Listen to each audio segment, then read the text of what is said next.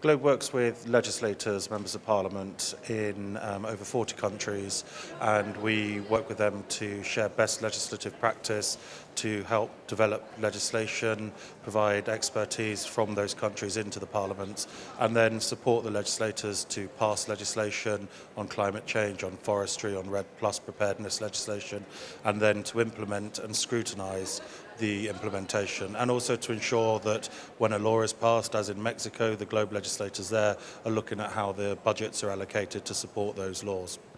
Susan, I understand that you're interested in becoming a member of Globe. How might it help you to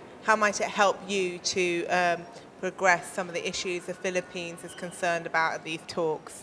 Yes, on November 26, the Philippines will Globe will formally launch Globe in the Philippines, and we're very excited about it because it's crucial that we get more inputs and more knowledge, expertise on climate legislation. There are several pending bills in the House right now, like the Sustainable Forest Management Act, which would be crucial since Globe has done a lot of extensive work on forest legislation. This will be great inputs on improving our laws.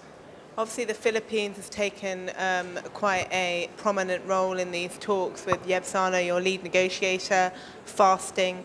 How might Globe help you to progress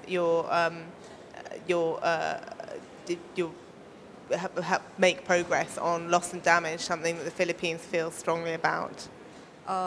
The Philippines, as you know, is one of the most vulnerable countries in the world with regards to climate change. So crucial that the loss and damage aspect during these negotiations is given attention. It is crucial for us that we're given help. As one of the smaller emitters of GHGs, and seeing how it affects us, we need help in terms of adaptation and mitigation in our country. How can Globe help that? Is it simply by, because I understand that Globe is helping the Philippines to change its own laws, and how can it help as well in getting the international perspective?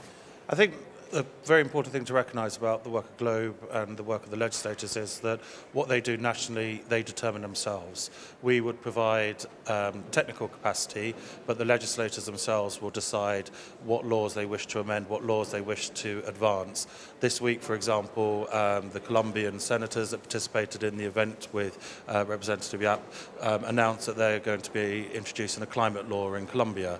Legislators in Mexico have already introduced a law on climate change and on forestry, and they're now looking at implementation. Costa Rica has recently tabled a law on climate change through the Globe chapter there. So they have determined what measures they want to introduce nationally. Now, the challenge for the United Nations process is how do you recognise legislation?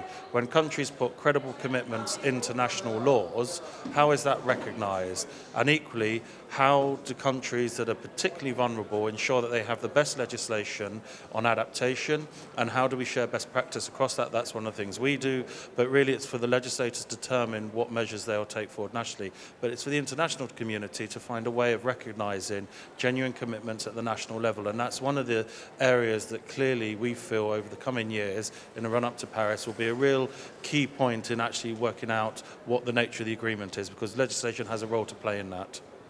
So hopefully, Susan, when you come back to the meeting next year in Peru, Philippines will be part of Globe. Do you think that will have helped you to put in place national laws that might fit into the international debate? Absolutely. The past few days I've been here attending the events and seeing what's going on at the UNFCCC. We can now clearly push in Parliament how crucial these laws are for us in the Philippines to be in place as soon as possible.